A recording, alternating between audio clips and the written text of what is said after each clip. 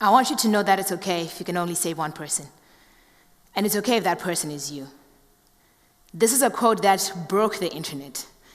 I must admit, I only use that phrase because I've always wanted to use it without referring to Beyoncé or Kim Kardashian.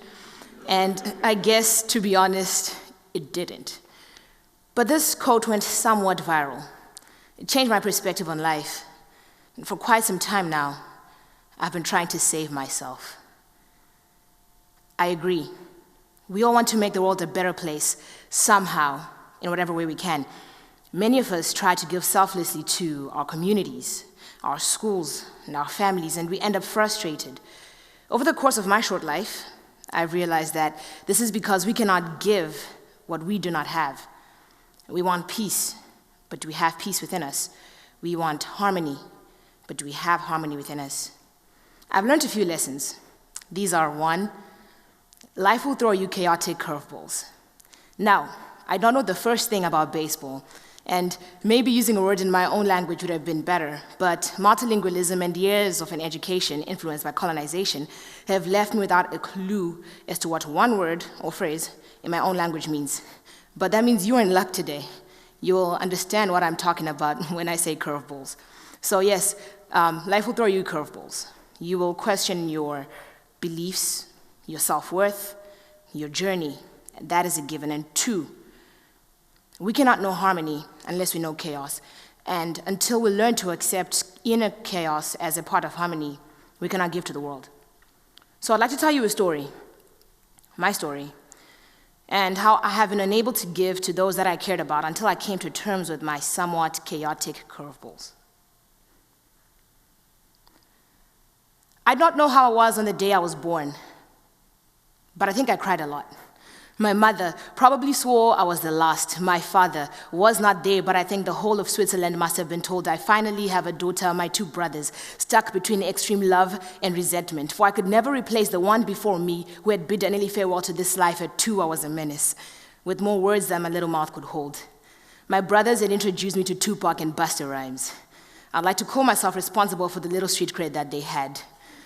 Television had introduced me to Saturday morning American cartoons, Halloween, and A Life Under the Sea, a lot of other things that did not make sense in my landlocked Zimbabwean context, so my curiosity for what was out there began before I knew what was in here. I look back now at different parts of my life. I should have discovered myself better. I should have known me, because later the world tried to introduce me to me. At 6, I grew up. No, I didn't. I was a seedling pulled up by its weak stem, abused, and I told no one. Curveball number 1. The chaos within began to grow like a slow-moving hurricane. At 10, people asked me why I dressed like a boy instead of a girl, why I played with the boys instead of the girls. Till then, it had never occurred to me that there were boxes to tick and I was not inching close. See, my mother had never raised me to think of myself as limited by biology, and frankly speaking, I think the haircut was cheaper than the hairdressers. And I prefer throwing around a rugby ball to playing with dolls that don't look anything like me as was expected. So, box ticking, curveball number 2. At 12, the hurricane of my past still roaring in the distance, I could not love myself. I did not love myself. But the universe had other plans.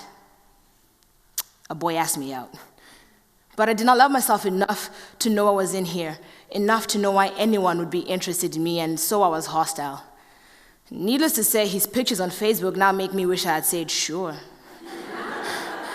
Just so I could talk about us in the past tense, like, hey, you know he was my first almost love.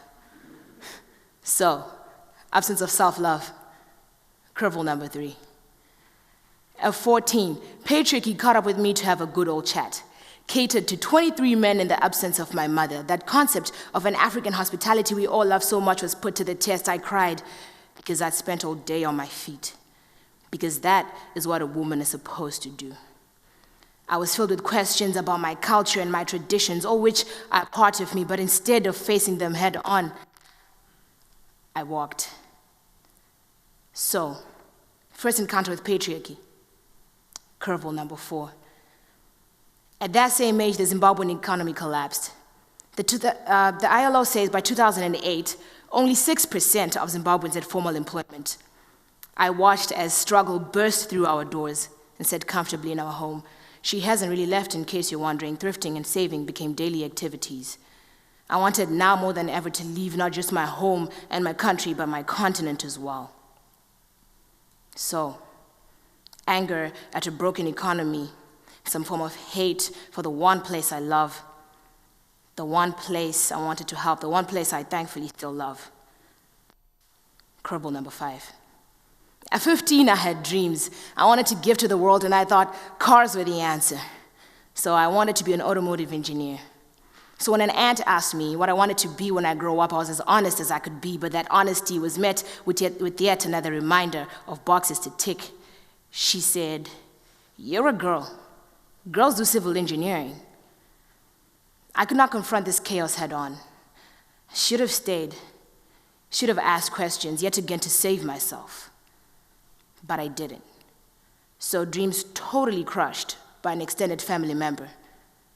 Curveball number 6. At 16, I left finally, or so I thought, for the lauded West. I must admit I carried with me a little more than 2 checked-in bags. Carried with me some self-loathing, some self-hate, self-doubt, had some anger and bitterness, and patriarchy for not giving me a warning, and sexual abuse for being sexual abuse, at corrupt politicians and a broken economy for taking away luxury, and at dream killers. For even though it turned out I needed chemistry to be an automotive engineer, and the subject and I don't see eye to eye, I would have appreciated the support. So the new world I encountered seemed to be asking me, what could an average African give to the world? More curveballs than I cared to count were thrown my way. In these foreign lands, I began to understand that depression was not a metaphor, that in fact, according to Carlson and others, it was 2 to 3.5 times higher in immigrants in Western countries than in the general population in our countries back home. I began to understand that though sometimes the sun tried its best to shine, it did not burst through the dark clouds of my mind. I began to understand that black bodies like mine, regardless of gender or sexuality, could drop dead in a split second, become a hashtag, and no one would care. I began to understand that though I had a story about Zimbabwe, see, there was people who knew me already from encounters with people like me, hence with me from books, television, movies, so these people were kind of experts. I began to understand that my background carried with it a load, a burden. A lady told me to be thankful for colonization, for it gave us education, and another said I must know the Nigerian village her husband had visited. I began to understand that they never expected to see people like me walking down the hallways of academia, and so when we raised our voices and shouted, "We are here," they were surprised. Curveball 7, 8, 9, 10, so I retreated into myself, into that empty space. Because it was easier than telling people that we were more than struggle. We had almost love stories too. We were more than broken politics and corrupt politicians. That we watched American cartoons too, and not just the ones with talking lions. In fact, I do not like cartoons with talking lions. That I did not need to be thankful for colonization. See, my people built conical towers without mortar. So now, that single hurricane I had in me became more than just a hurricane. Until my niece looked me in the eye and said, "When I grow up, I want to be you. Not like me, but me. Me, the one who had tried to love but was unable to. Me, who had tried to find peace in the world but could not. Me, who was chaos personified. Me, who found chaos wherever I went, mostly because I was chaos." Plot twist. I realized that the biggest curveball was me. How I knew myself or did not is what made me see all of these very beautiful parts of my harmonious story is chaos. So if I had to leave a world to this little me who now, thankfully wants to be a dancer instead, something had to change. Knowledge of the self is central to wisdom, as was stated first by the ancient Egyptians, not the Romans, contrary to popular belief. Self-knowledge is the highest form of knowledge. Knowing what is within ourselves and facing it with courage and compassion is the first step to facing the world outside us with the same courage and compassion. Harmony is thus a process of understanding, not of power, not of ambition, not of socio-political design.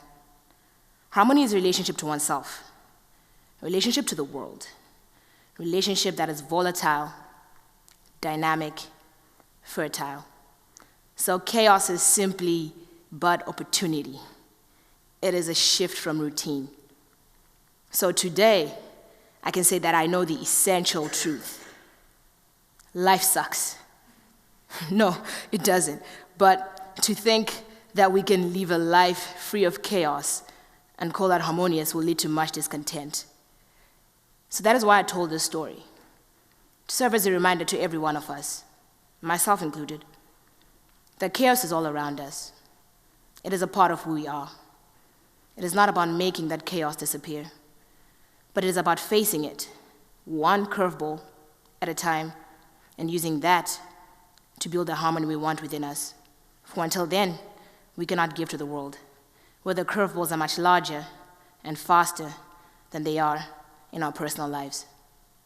Thank you.